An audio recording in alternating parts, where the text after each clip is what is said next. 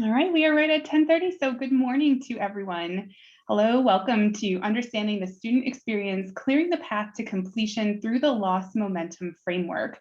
Thank you so much for being here with us this morning. My name is Courtney Schmitz, and I'm a Communications Coordinator at the College of Southern Nevada, and I will be your moderator for this session. As a reminder, please remain muted and have your camera turned off throughout the duration of the session unless you are recognized by the presenters to speak. This will help us ensure the audio and video connection are of good quality during the meeting. The meeting is now being recorded. I have started the recording, and we will be sending recordings to you along with presentation slides at the conclusion of today's event. If you have any questions, please place them in the chat box on the right side of your screen, and we'll do our best to answer them throughout the presentation or during the allotted time at the end of the session. Please send them to everyone or in a private chat with me if you do have a question. So without further ado, I'd like to introduce you to today's presenters, Dr. Lisa DeJesus, Associate Vice President of Student Affairs at the College of Southern Nevada, and Dr. Felicia Thomas, Associate Vice President of Student Affairs, also with CSN. So good morning to all, and good morning, ladies. I'll let you take it away. Thank you, Courtney. And thank you, Dr. DeJesus, and thank all of you all for joining us this afternoon. We're excited and delighted. The title of our presentation is Understanding the Student Experience. And we all somehow believe we know what the student experience is. In fact, many of us were students ourselves, so we tend to draw upon that. But what we want to do today is to use a framework to help as it relates to clearing the pathway to completion through the Lost Momentum Framework. And that's how we're gonna use all of our time here today to understand the student experience through this particular framework. On your screen, you'll see the various different authors. However, I wanna make it clear that this concept of the Lost Momentum Framework as it relates to understanding the student experience, it's a part of the ATD and Complete College America. It is not a new concept. It is actually being used on many college campuses, community colleges, as well as 4 years all across the country. Thank you, Dr. Thomas, and thank you for joining us this morning. This morning, we will be gaining a better understanding of what the Lost Momentum Framework is, sharing a few examples of loss and momentum points, as well as identifying some of those at the particular unit and department levels within student affairs and within an institution, as well as learning the various aspects that actually make up the student experience. Then we will have homework and we'll be able to reflect on goal number 5, which is identifying those department level factors that exist at our own campuses. And that will be something to ponder as we go away to our campuses. Great. We will also, do we have a volunteer at this time? I'd like a volunteer to read 3 sentences with us. If we have someone that wants to read 3 sentences for us. Is there a volunteer? No, so what we are reading on the screen right here is the Lost Momentum Framework.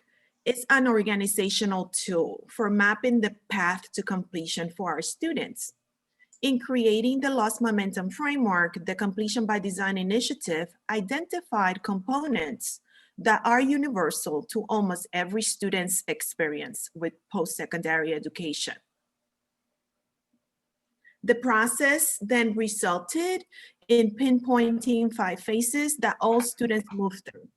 Each phase, no matter how early or how late in a student's college journey, entails interactions with the college or the university that can make the difference between the achievement of one's educational goals or leaving the institution with nothing to show for it.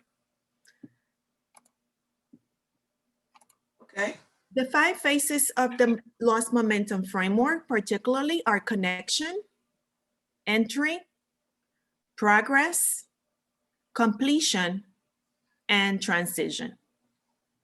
These phases are defined as the connection phase is the point between interest to application to the institution. The entry phase is enrollment through completion of the gateway courses, or for example, completion of the first semester in college. The progress phase is described as completing up to 75% of a student's credential, whatever their goal was when they first were welcome to our institutions. Completion is exactly that, not only completing that degree, that certificate, that bachelor's, whatever it might be, but also then transitioning, which is the fifth phase and is the most recent one that has been updated within the model. And that is successful transition either into the workforce or for communities and state colleges is transition into a 4-year institution. Thank you. Thank you, Dr. De Jesus. So now that she's given you a simple overview, let's talk about this concept of loss and memento as it relates to the framework. So I want you all to use your chat for a minute. When you think of loss as it relates to a student experience or the student process progressing from one stage to the next, what do you think of? What comes to your mind when we talk about loss? Just take a few minutes.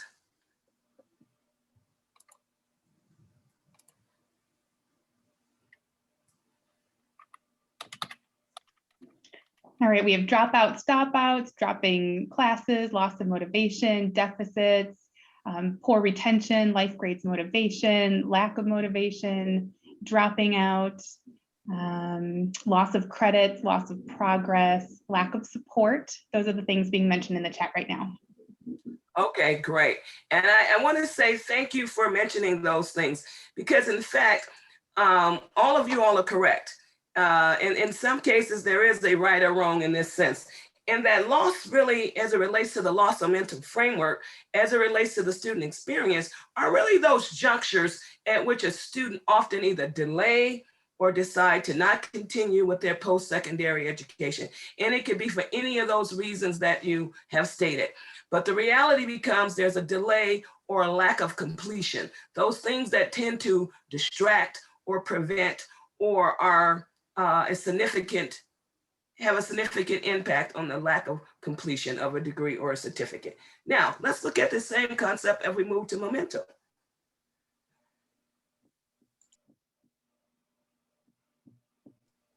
Apologize there for coughing.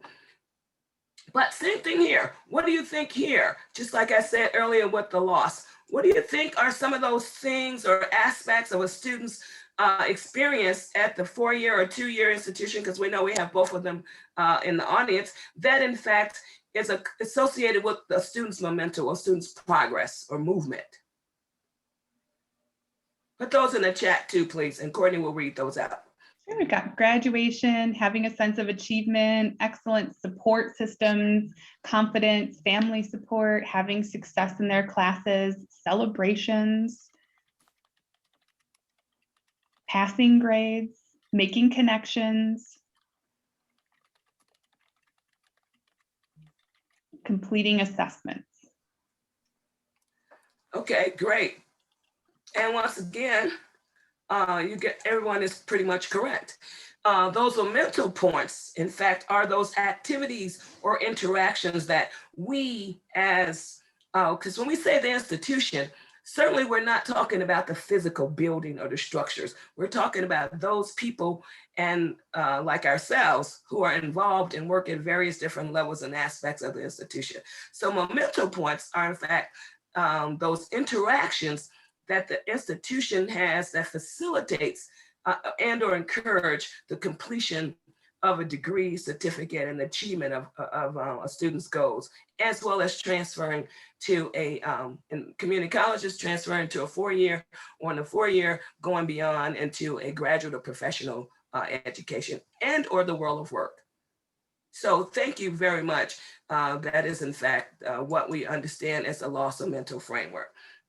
So framework simply is a structure, exactly.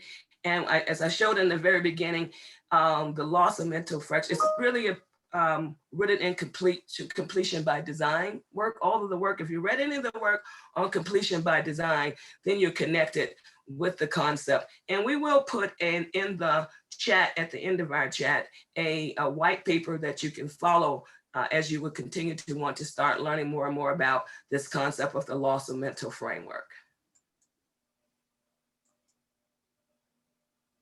So let's give some actual, we're going to have an opportunity here for you to actually give some specific loss points as it relates. I want you to think about some loss points as it relates to your actual institution. So now we don't want you to think in global terms or what you might think. Think about your actual institution that you work at. What have you noticed or are noticing are some of those loss points at your department or development or divisional level? Can you think of any that you've actually seen or aware of? I'll give you some examples. Late registration.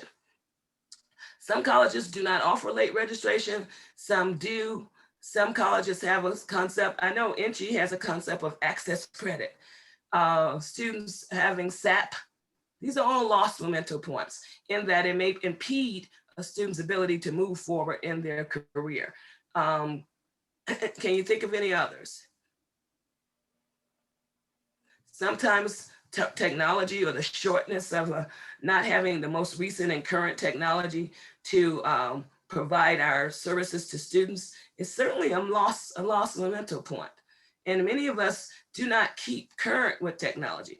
Some of that is because of finances, but the reality is that sometimes we really have to make a decision on what is it that we really want to put in place that will help students be successful. Remember, it's all about the student experience. So we're looking at this in relationship to the student experience. And same thing with the momentum points. What are those things? Some of us are doing a great job.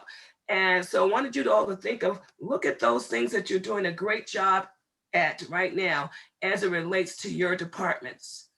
And what are some of those momentum points that you see are happening? What are some of those things that are going on at your institution?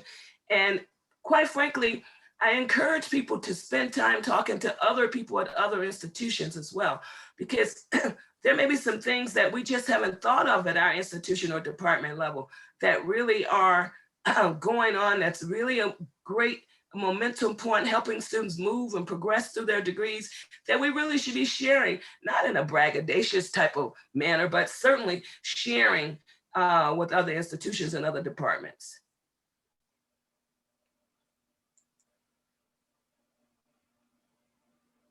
And there are many examples coming in the chat from momentum points. As we transition to the student experience, we understand that the experience will be different for every student that visits with us, right? And especially for those students that enroll and stay with us for a couple of years of their lives. So in the student experience, the next couple of slides are going kind of to describe those, but we are going to jump right into the student experience, particularly at CSN and at community colleges. And maybe you could reflect on what that means for you and for your institution. The phrase student experience refers to a series of interactions between the student and the college. We could advance the slide at this point. The student experience starts when prospective students first make a connection to our institutions, and it continues through that student's exit, through graduation and what we call in the model, the transition phase. After that transition phase, and within that, we have various aspects that we either intentionally or unintentionally, we must be aware of as departments within student affairs, as a division, as institutions of higher ed. And those 6 aspects, the first 3 aspects, are the academic preparation that our students come to us with, their demographic information that helps us shape our programs and our practices at our institutions, right? The engagement level of the students, their decision-making skills, Also, how they move in through the coursework is point number 3. So we do that very well by tracking our advisees, tracking academic progress for our students, right? And if they are not doing very well, or if they need support systems, we go ahead and intervene quickly and very purposely to help the students. The fourth aspect of the student experience at our institutions that we should be paying careful attention to is the quality of instruction. For example, the evaluation results, instructional evaluations, surveys from each unit within the Student Affairs Division, information that helps us make informed decisions. At CSN in the Division of Student Affairs, we are very evidence-based, right? So we have now a culture of evidence that we are nurturing that helps us with number 4, relative to the support services within student affairs. The use of support services to overcome obstacles or to help students overcome obstacles will become evident in your surveys, in your focus groups, in your evaluation and assessment of the Division of Student Affairs and all of the departments within the portfolio. When we do that cyclically, when we do that intentionally, right? When we do that objectively, we are pretty much setting our students and ourselves up for success, because the success points and what we need to tweak will show up in our unit plans, right? So for example, at CSN, every unit and every department has a unit plan that is prepared yearly, and each unit plan maps back to the institution's strategic plan. The strategic plan is then informing the Division of Student Affairs plan, and so forth and so on. Every department has their own plan with metrics and with intended outcomes. Those intended outcomes help us with number 6 within the student experience, which is helping the student complete their goals. So it's this two-way type of communication where we're learning from our students' experiences and modeling and adapting our practices in student affairs and throughout the institution to help that experience be a good one for the students so that they can complete. And some of the departments, let's type into the chat right now. I have 6 bullets up here, but let's type into our chats and let's see who is in the audience with us today. I am suspecting we have a big representation from Student Affairs, but just type into the chat the various departments that are here in our workshop this morning. Thank you, Courtney. Sure, lots of people commenting: Career and Transfer Services, advising, DRC, Veterans Resources, Registrar's Office, recruitment, student success coaching, DRC advising, program coordinating, health programs advising, academic advising. Awesome. Cheer up, trio, counseling services. Okay, I'll stop. Thank you, Courtney, and thank you, audience members. So in the context of the loss momentum framework, I urge you and I encourage you to think about examples of how the students are experiencing us, because sometimes we have an idea that we're doing great and everything is groovy, right? Everything is good. But like I said, those checkpoints, those surveys, those focus groups, those unit plans, right? And gathering the evidence, whether that's quantitative or qualitative evidence, will help us shape the student experience at our institutions. And then, very lovely, it kind of shows the losses and the momentum points. And we work with our teams to turn some of the loss points into momentum points. And then strengthen the good things that we are already doing at our colleges. So continue the work with the momentum points.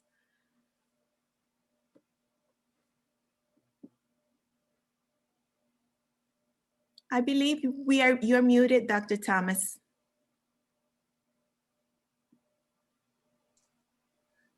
I'm trying to follow the rules with being muted, so the bandwidth. Just like Dr. DeSouza said, the students are going to have an experience. So the reality is that we want to be as intentional about the student experience as possible. And most times you all have heard people say, you can't have a second time for a first experience, but you certainly can improve things that aren't working well for more successes or more memento points as it goes down the road. So as we mentioned earlier, there are 5 phases: connection, entry, progress, completion, and transition. Transition was added just recently. So there are those 5 phases. Now let's go into it a little bit more. Because you might be thinking, okay, so there are 5 phases. What do I really do with that information? So basically, when you think of the 5 phases of the loss momentum framework or the student's progress to completion, you think about the connection. So this is the actual time prior to the student enrolling in your institution. So you might want to look at things like, what does the application look like? What are the fee for to enter the institution look like? What is the information that you have out in the world, like on the billboards, on the internet, on the radio station? What does all of that look like in terms of making connection with the students? What does it look like in terms of timelines for students to be able to get materials and get information and applications into your institution? So you want to look at all of those things as it relates to loss. You want to look at all those things as it relates to momentum. What is your institution doing to help facilitate a successful completion at the connection phase? Then we move to the entry phase. So the entry phase is really, now at this point, the students are at your institution. They're ready to go. So you can look at onboarding being anywhere between the combination of the connection or the entry, or connection through entry. So what is your onboarding process like? What does it look like? How, in fact, is it related to you're providing students with losses or providing students with memento points? Poor academic preparation. So if the students aren't coming to your institution already ready to go, what happens? Are there, clearly we know now that we have the co-records model in our whole entry institution, which would help facilitate a great momentum. So that's an example, creating the co-records model. Of course, we haven't seen the results of it, but we certainly all hope that it will be a momentum point for our students. And so you look at those other things that are happening throughout the entry, and you want to be able to determine whether or not your institution or department is in fact having many more momentum point strategies than loss points. So then progress. Progress is oftentimes overlooked in many ways because you work to get the students here. The focus is usually on getting them here, and the focus is on completion. Somehow right in the middle, it's kind of like how many of you all are middle kids in your families? Show in the chat room. If you're a middle kid in your family, let's see in the chat.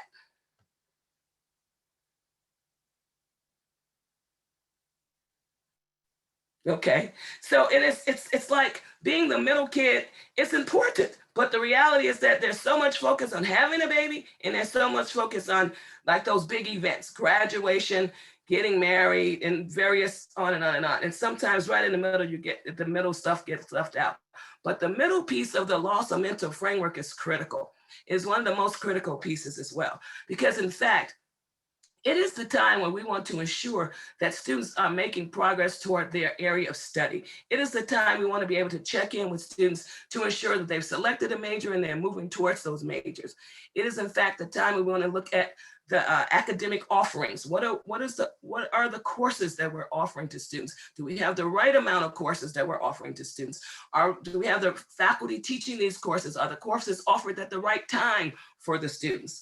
Are the sequences of courses related for the students? So you really want to spend time at this progress piece in terms of your institution and your department, in terms of programs, even in your department. What are those programs and services that you're offering students in your department that relates towards progress? And then completion. So as I said, the completion by design authors are the people who really are it's the energy behind this concept of the loss of mentor. So completion is a reality and needs to become a reality, right? So what kinds of loss points do we have for completion? What kind of loss points do we have for transition? And what kind of momentum points do we have for completion? And what kind do we have for transition? So students, we want our students to transition. We do not want stagnant. Now, even if our students choose to stay with our institution for a second degree or a second certificate or something of that nature, we still want to know that there has been some transition. There's been some movement from what the students' intended goal was to the next goal that the students have. So we're going to give you an opportunity here to think back. So you remember I was focusing on, there's an activity. What we want to do here is give you an opportunity. If we were in a group, we would ask you to break down into your institutions and your departments, but we're not in that situation. So however, what we want to do is give you as an individual an opportunity to, in fact, look at your institution, look at your department, and we want you to identify one of those phases. Courtney, can you go back to the different phases for me? So either identify connection, entry, progress, completion, or transition. You don't want to pick them all, just pick one. Everybody needs to pick one of those areas. And I want you to identify within those areas now. Earlier, we talked about the concept of loss. We talked about the concept of memento. Now we're going to talk about it in the context of the framework. So now what I'd like for you to do is identify one of those areas, particularly one of those areas that your department really is involved with, because as much as possible, I like for you to put yourself into this process. What I want you to do is select a loss, identify a loss related to your department or your unit, and then identify a memento strategy related to your department and your unit. Excuse me. So I'll repeat that again. I want you to select one of those 5 areas: connection, entry, progress, completion, or transition. Perhaps it should be related to your actual work at your institution. Take a minute and identify a loss and identify a memento strategy for the particular phase that you select. So take a few minutes to do that. Thank you.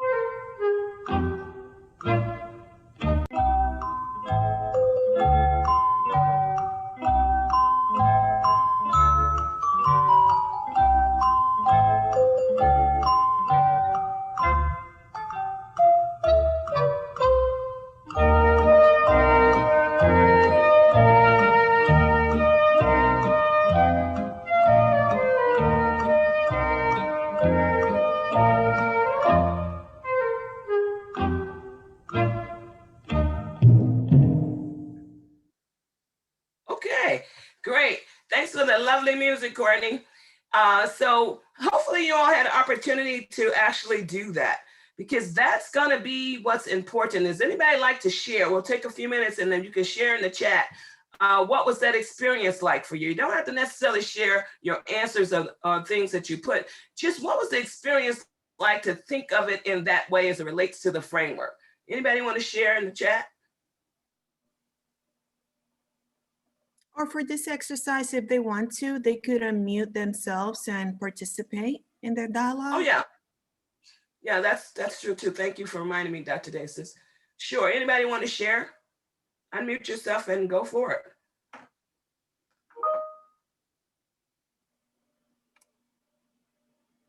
Somebody wants to share. I know there's some extroverts out there. Dr. Thomas, this is Nikki. I'll share. One of the things in career and transfer services that is really something for us that's really important is making sure that we're connecting students for the transfer process, making sure that they're ready.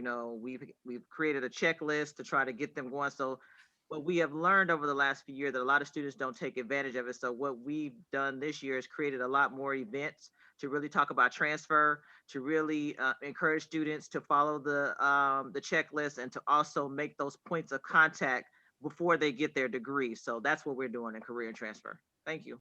Great, thank you, Nikki. Anybody else want to talk? Identify the phase and want to talk a little bit at all? We'll give it a couple of more minutes.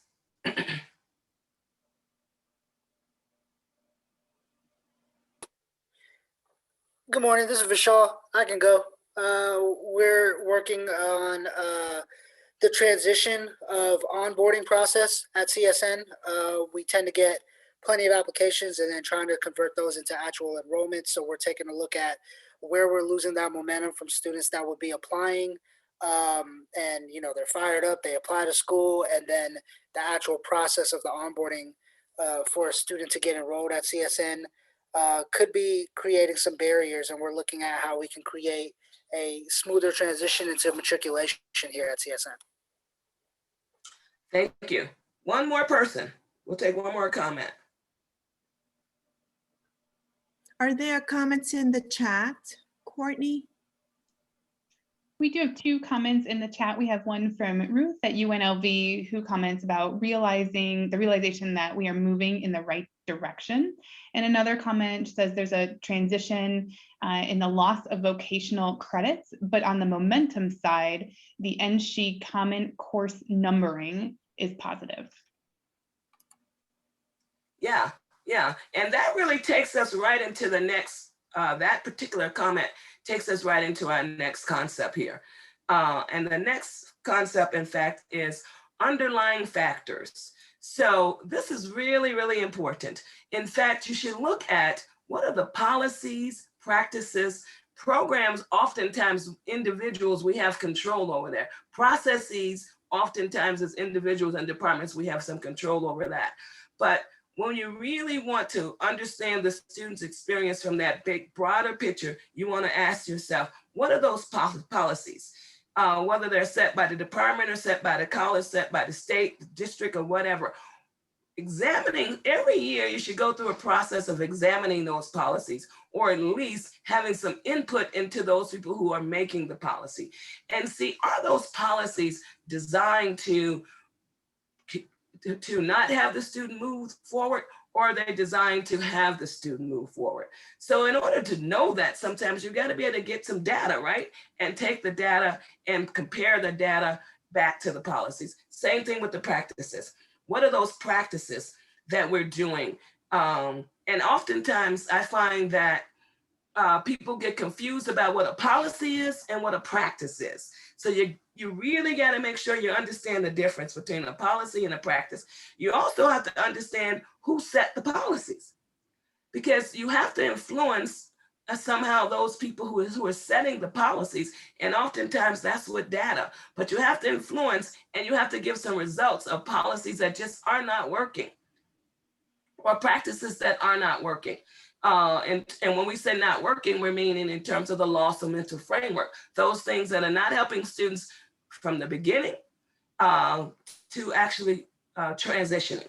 And for instance, some institutions have stopped charging an admissions fee because there are students who can't pay it or aren't paying it. And perhaps that's a barrier to a student actually even coming into the institution and getting connected. So you want to be able to review all of those policies, practices, programs, and processes. Basically, the processes, I want to talk a little bit about that, because sometimes these processes, we really don't take them serious. And we think that the processes are, we select processes based on what sometimes is convenient and what makes sense sometimes for us as practitioners. But we really don't always select processes in terms of the people going through the process. So one of the things that we really want to encourage people to do when they're looking at the loss of mental framework from these various different components and underlying factors is to get the biggest thing that's oftentimes missing from the student experience is what? Let me see if somebody can put it in the chat. What's the biggest thing that's oftentimes missing from the student experience? Let me take a minute. Put it in the chat. Let's see. If I had a prize, I would give it away right now. Let's see. What's the biggest thing, or one of the biggest things that's missing from the student experience? Student input, student input, consistency. I bet that student input was somebody else probably on my staff. They're cheating. But in any case, yes, what's oftentimes missing is the student. We have student experience, but it avoids the student and avoids students' input. And so I would encourage you at various different levels at your institution, where do you not have student input at? Where is it that the students' input can facilitate a process? Now, student input is certainly surveys, questions, focus groups, participation. So there are multiple ways to have student input, but I would encourage you, don't miss out on that. Keep the student in the student experience. Next slide, Courtney.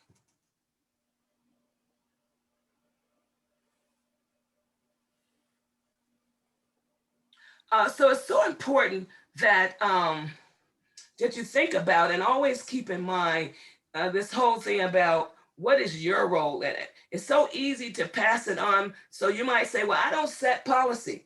I don't really influence practices. The program was here before I was here. I want you to encourage yourself to take ownership for what you really can in fact do. So don't look at it as these areas are outside of your control. There's something that all of us can do at all of our levels in the institution to in fact be able to do this. So we have a question here for a little reflection. You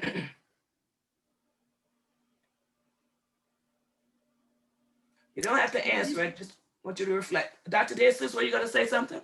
No, as we reflect on this point, and this, we could call it a call to action, it's about that fifth goal in our presentation. How can our units provide support to the students during the period between the connection and the transition, meaning their exit into either another institution or the workforce? So this is really our call to action and our reflection point that we leave with you. And on the next slide, we would like to show you some of the momentum points that the Division of Student Affairs under the leadership of Vice President Juanita Crisanto, we have been able over the years to work on these. Some examples of the connection in the interest to application could be our evidence that some recruitment markets might need different strategies than others. So for example, we continuously, like one of the audience members, Vishal, leading that unit right now, we continuously study the areas, we continuously improve and enhance, and we are about to kickstart again our relationships with our high school counselors, right? So in the entry point, centralized registration processing, we are continuously working on timely review of transcripts so that the entry phase could be as solid as it could be for our students. In the progress phase at CSN, we have innovative programs. And we also have very high touch point interactions that we track with our students, particularly around academic advising and that momentum, that persistence semester to semester, and also the retention year to year, fall to fall. In the completion phase, we are very proud of our mandatory advising. Dr. Thomas's team, my team, AVP Hugh, our portfolio is divided into thirds at CSN. We try to be very intentional, very intrusive, and very engaging with our students. So you will see us, and we'll see us again when we return back to campus at activities, at clubs and organizations. We are visitors sometimes. But the intrusive academic advising is something that is working for us very well, and the models that we have been able to implement at CSN. The transition point is a collaboration college-wide. Like we said, it's not one department, not one person, but the career and transfer services is doing a very good job. Like we heard from one of the audience participants before, I believe it was Nikki, we are trying to strengthen that partnership with additional 4-year partners And here within NCHI, we have NSC and UNLV partners on our campuses that are able to help our students with either transition to the 4-year, and we have many, many, many career fairs for those students that are ready to enter the workforce, and many other programming. So we hear from our students, we hear what they need or what they want. We will go back to our unit plans, we speak to student leaders, and we mold it together. We put things together that are going to encourage them and prop them up and make them feel proud towards completion of their degrees. So these are some of the examples that we wanted to share with you that the Division of Student Affairs at CSN, under the leadership of Vice President Juanita Crisanto, these are some of the things that we're very proud of. Thank you, Dr. Thomas. Thank you, Courtney. Courtney, we turn it over to you now. Before you turn it to Courtney, let me make one last comment. Keep in mind, do not program just for the sake of programming. Don't set policies just for the sake of policies. Don't create practices just for the sake of practices. Keep them all in the framework of the loss of mental framework so that you, in fact, can always know and look back on to see where are we in terms of the student in the progress of all of those different phases. And you always want to C to the T, which is a little slogan, C to the T, connect to the transition. Thank you.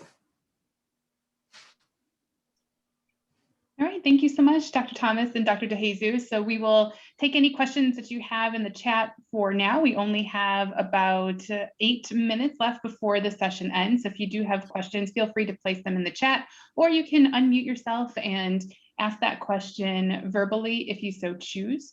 And like I said, we just have a few minutes left, so there's only time for a few questions, but I'm going to mute now. And if anybody wants to come on board and ask those questions, go ahead and do so at this time.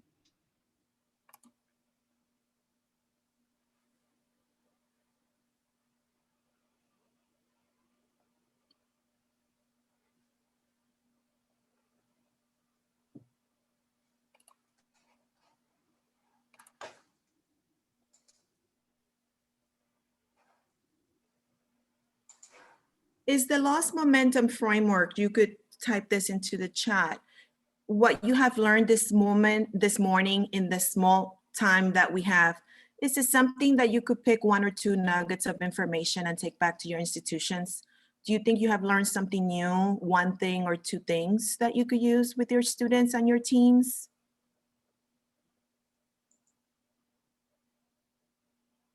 Can you type it into the chat? Good, good. So we hope we have provided some reflection points for you on your units, and you'll be able to maybe incorporate or bring this up at team meetings, staff meetings, and some aspects of it, if not all of the aspects, could be helpful to you at your institutions. Thank you for being with us this morning. I have a question. My name is Caprice Young. I'm from the University of Nevada, Reno. And so working in student services, there's like times where maybe there is one department where a student experiences a loss. And so does this framework still work if a momentum is impacted through another department? Or does that, for this to be the most effective, does it have to be the momentum being picked up by that same department where the student is having that loss from? Great question. So the reality is that we're all interconnected, even if we don't believe it, even if we don't realize it, that the connection for a student, unfortunately, a student gets confused sometimes and they'll say, I was talking to my advisor when they were talking to a registration person. I was talking to a counselor when they was talking to someone else. So students don't necessarily compartmentalize all of us in certain areas. So we are all very much connected to this concept of the loss of mental framework. Even if you never use this framework, the reality is that we have to do something when students come, we have to do something to keep them here, and we have to do something as a result of them being here, which is the transition. So my answer to that question is that we should be talking to other departments and we should have an open relationship so that we can talk to one another and share these concerns that in fact tends to be non-helpful for a student as they progress. Certainly there's ways to share it. That you can talk to directors, talk to your colleagues, talk to the Vice President of Student Affairs. But I would say that if it really is a loss, somehow it needs to be pointed out to the people who are in charge of it so that they can turn it around. I would agree, Dr. Thomas, and I would add my answer to that question is whether the loss is occurring in a place where you have a sphere of influence, right? So if it's within the portfolio of student affairs, definitely take it to that dean of students or that department head. And at your meetings, your peer group meetings, we should be in safe spaces, right? To be able to discuss the losses. And then to answer your question, that unit, what can they do or where can I help? Where can we collaborate to turn the loss into a momentum point? So that's one way to answer that question. If the loss is in another sphere of influence, so let's say the loss is in academic affairs, right? Then you take your advocacy up to, I would suggest, take it up to your Vice President of Student Affairs. That Vice President level could take it over laterally to the Vice President of Academic Affairs. And then we could work in teams to address the needs of our students. But that's a great question. Other questions? I don't see anything else in the chat. I believe we have a link for you in the chat. Thank you, Courtney. More information and even Googling completion by design or Googling loss momentum framework. Make sure the literature is refereed, is either coming from completion by design or CCRC, Community College Research Center out of Columbia University, or any other reputable refereed publication. Thank you. And we're here if you have to consult. Feel free to contact us. We're both at CSN Student Affairs. Take care now. Have a nice day. We're delighted that you came. Thank you. Thanks everyone for being here. And I'll go ahead and place in our chat the next session's link so that if you'd like to go to the 11:30 keynote session, you'll be able to get there quickly. And we so much. Absolutely. We so much appreciate everybody for being here. Thanks for joining us. In just a second, I will end our session. Have a great afternoon, everyone. Thank you.